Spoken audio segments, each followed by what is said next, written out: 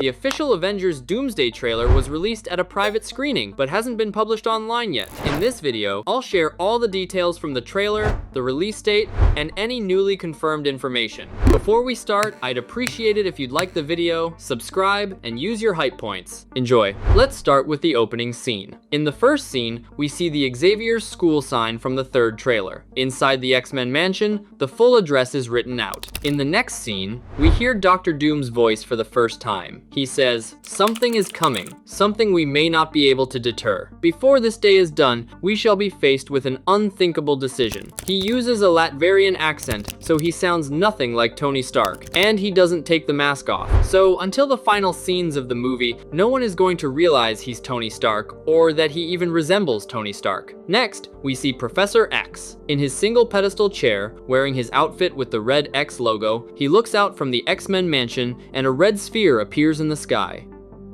The atmosphere bursts into flames. Charles has to shield his eyes. This scene clearly shows the X-Men universe, which has been dealing with incursions for a long time, destroying another universe. For those who don't know, the only way to prevent an incursion is for one universe to destroy the other. So these characters are forced to destroy other universes. The X-Men team has gotten used to these incursions, and Charles Xavier is watching one of many. In the next scene, we see Dr. Doom for the first time, from the side and up close. He raises his head, kneeling. He looks like he's in the gardens of the X-Men mansion. Behind him is a red sky and a dim sun, confirming he arrived during an incursion. After that, we see the Marvel logo transition from a red to black background. Next, we see the new Avengers Tower. It's a scene showing exactly 14 months after Thunderbolts, and we see a new, large Avengers logo. Next, we see the Fantastic Four's spaceship. Reed Richards appears in his white coat. Behind him is Thor, and they look like they're stepping out of the spaceship. The likely scenario we used to think that since Steve Rogers is in the Fantastic Four universe, he came to Earth 616 with them. Because the people we see watching TV in Fantastic Four are Steve Rogers and his son. My theory is that when Steve Rogers went back in time and created a new timeline, everything was different, and that's how Fantastic Four and Doom came about. But here, it's probably Thor, not Steve Rogers. Thor meets up with the Fantastic Four at the Baxter Building, then this team goes to the X-Men universe. No need to overanalyze, because Marvel loves tricking us in trailers. Next, we see the Avengers Tower. Thor and the Fantastic Four enter the top floor, where Sam Wilson is waiting with Captain America's shield on his back, along with Bucky Barnes and Scott Lang. There's an argument going on. On one side, John Walker, Alexei Shostakov, Yelena Belova, Bucky, and Ghost. On the other, Scott Lang, Sam Wilson, Thor. In the middle, Reed Richards, Sue Storm, Johnny Storm, and Ben Grimm. On the wall, 3 circles are connected through their centers. These 3 circles, in my opinion, represent 3 universes about to collide, and the Fantastic Four, Avengers, and X-Men universes are all on the verge of clashing. The Fantastic Four and Avengers members, not wanting to destroy a universe like the X-Men, are trying to find a solution. But after destroying numerous other universes, the X-Men have targeted both of these universes. Then we hear Thor's speech in an angry tone. "I fought with many warriors in my time. They were far stronger than all of us put together, and they died. They died facing enemies and threats that scare me far less than this now. Everything they sacrificed will be for nothing if we do not stand together. Put aside your petty squabbles. Presume nothing except this. If you return, you will return as brothers and sisters. But mark my words, you're going to need a miracle." The warriors he's talking about must be Tony Stark, Natasha, Heimdall, Vision, Gamora, and Loki. Speaking of Loki, he never appears in this trailer. My guess is that Loki has a very big behind-the-scenes role. It's impossible for Loki, who rules the multiverse, not to have an important role. However, a leaked plot twist said Loki would appear in few scenes and be killed by Doom. I hope that's been changed or is fake. Then comes the Wakanda scene. Like in the 4th teaser, we see Namor on his throne. Shuri looks at him, then at M'Baku. After Shuri puts on the costume, the Wakandans surround Namor threateningly, and we see a red sky in the background. Next, Thor descends into the X-Men mansion gardens with Stormbreaker, approaching Dr. Doom. An explosion happens at the mansion. Cyclops appears in his comics costume. In this scene, we see the duel of Shang-Chi and Gambit.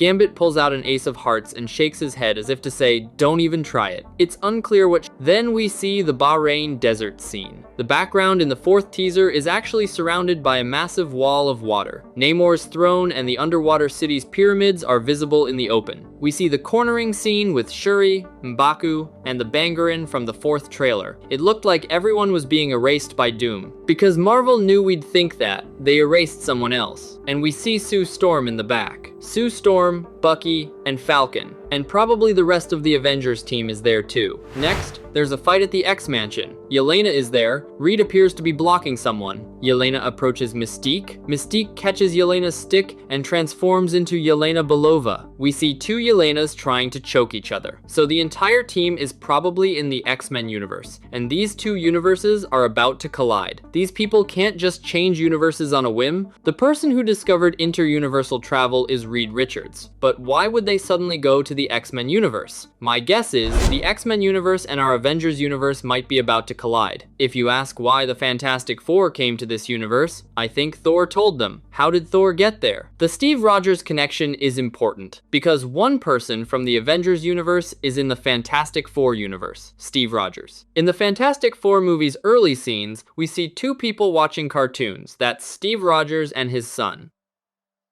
Next, we see a scene from the third teaser. Charles Xavier and Magneto hug each other as if accepting death. Many characters will die in this movie. Few will survive. This is an apocalypse movie. Many people in Secret Wars won't even remember what happened. Only the survivors will remember the past in Doom's empire. In another scene, Scott Lang kisses someone with blonde hair on the forehead, probably Cassie. Johnny Storm hugs Sue. Sue Storm shakes her head in the desert and salutes Sue. Then we watch a civil war at the X-Mansion again. Sam Wilson lands at the mansion and sees Gambit above. Gambit jumps down from the upper floor and a clash happens. Next, we see the Cyclops and Sentinel scene from the third teaser. Cyclops fires his optic beam and Sentinels walk in the background. There's a severed Sentinel head. My only theory is that Doom might have taken control of the Sentinels.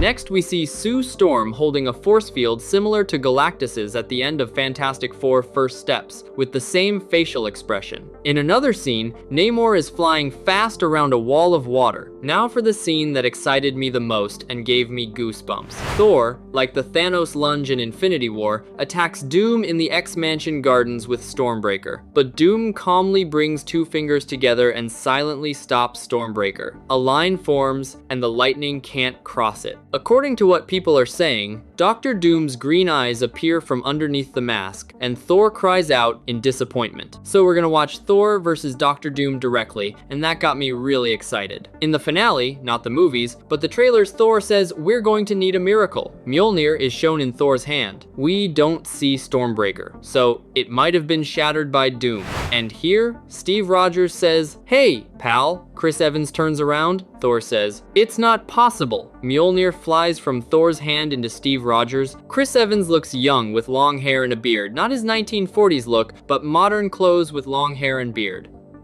So that initial trailer where Chris Evans was clean-shaven must have been a scene shortly after Endgame, not an important one. Next, we see the closing, the Doomsday logo. Disney also announced the movie will definitely come out on December 18, and they'll never change this. Now, other details to discuss. Why didn't we see Loki? Will Loki die? Is his role different?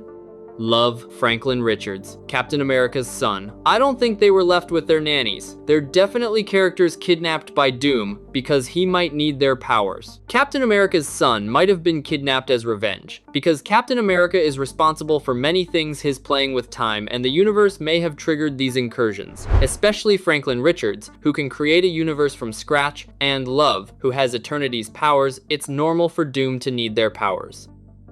In Daredevil Born Again, the Watcher appears briefly as a cameo. So in Doomsday, we can expect the Watcher to assemble single universe teams, or in a post-credit scene paving the way for Secret Wars. Good news that will make many on my channel happy. Scarlet Witch wasn't announced in the trailer or cast list. Elizabeth Olsen isn't commenting. However, it's confirmed she joined the additional shoots, so we'll definitely see Scarlet Witch. Whether this will be a post-credit, brief scene, or full appearance, I don't know, but she'll definitely be seen. When will this trailer be released? I have two predictions. First, tomorrow, the clock on the Doomsday livestream will hit exactly 8, so we can expect release then. Or, like other Marvel trailers, they might release it a week after theaters. But this shouldn't drag on too long, because many have already watched it. Influencers and media have, but we can't, even though we're hearing about it. It's a marketing technique, but sad for us. After the trailer comes out, I'll do a more detailed breakdown. These were my initial theories, but when I watch it, we might think differently.